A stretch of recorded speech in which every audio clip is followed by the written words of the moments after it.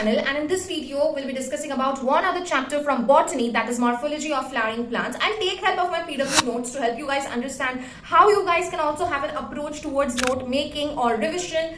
Firstly, I don't know how many parts of this chapter are deleted, and rather I think it's baseless to delete, because first point, questions from the deleted parts were indeed asked in NEET 2024 as well, even though they deleted and they published a new version of NCERT. So I'm going to go with the older version of NCERT, which had all the points and all.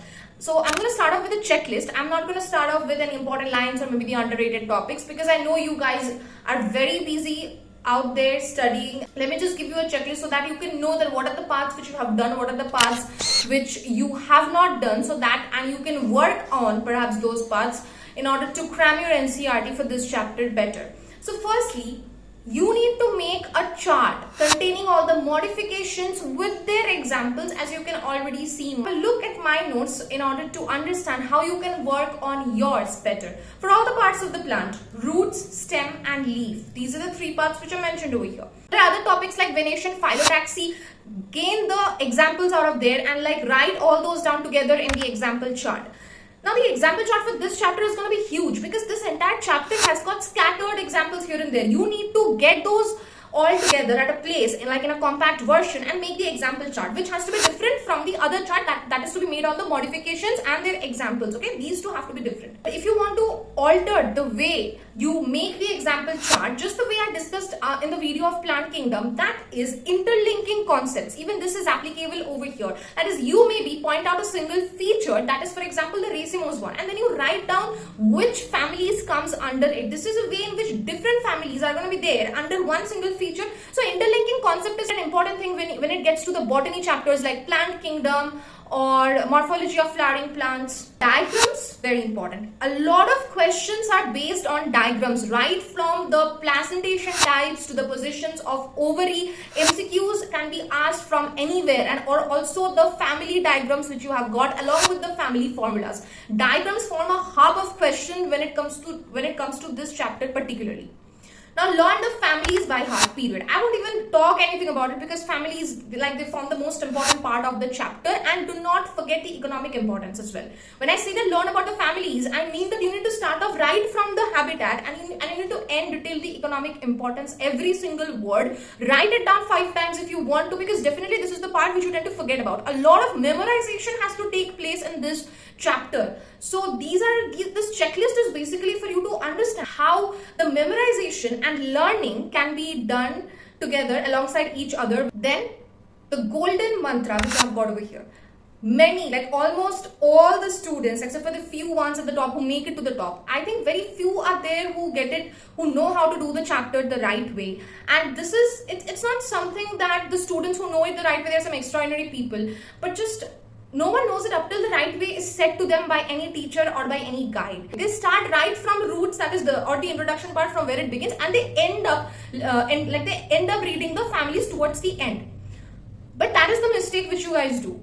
You should start from the families. Firstly, you need to learn what are the families mentioned and what are the examples under each family. And then as you proceed through the chapter, learning about the different modifications, learning about the different features, that is when you write down those under, for example, if you're studying the feature of inflorescence, where I have got racemose inflorescence, cymose inflorescence.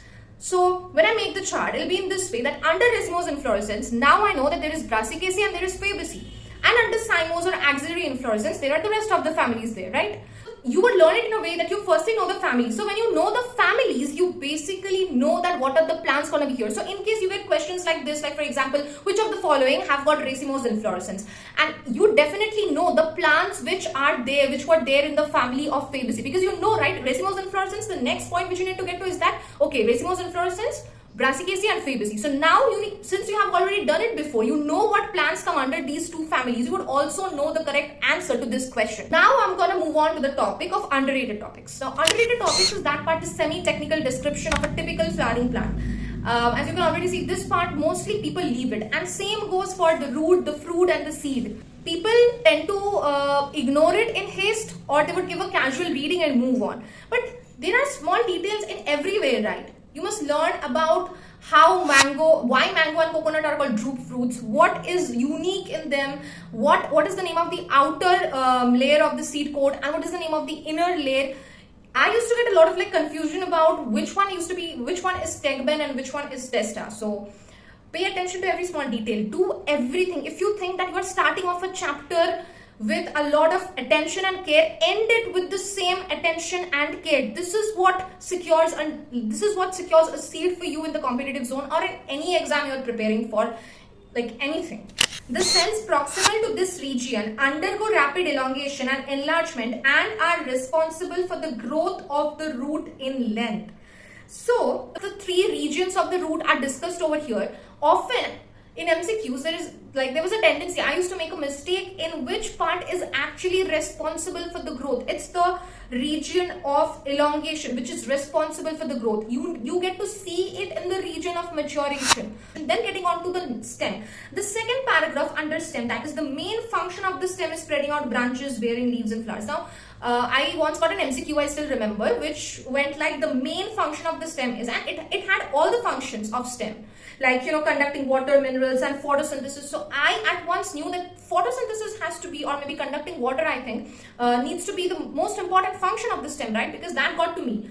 But these kind of problems, you get it wrong, right? If you didn't read the NCERT properly, it is written that the main function is spreading out branches. The other functions are there, but this one is the main function. This is how questions which come like right from line to line of NCERT hits you and gets you wrong most of the time. Going on to the leaf, the entire first para of leaf, because from the second para you would have a lot of examples to draw from. So the first para, many people just give it a reading and then go away, but certain important things are mentioned, like a leaf develops at the node, bears a bud at its axil. So what I did, as you can see, I circled with a pencil all those phrases all those words which were important. Then getting on to inflorescence, that first paragraph again of inflorescence, read it and find out, read it carefully, because it's the NCERT, it's your religious book when it gets to passing the competitive examination, at least of NEET.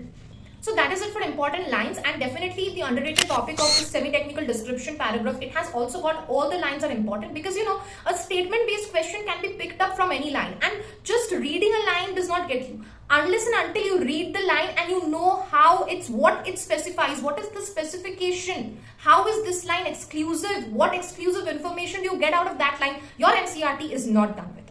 So with this, I'd like to end this video, and in the next video, we'll be definitely discussing about one other chapter of botany or zoology. Let's see. Thank you.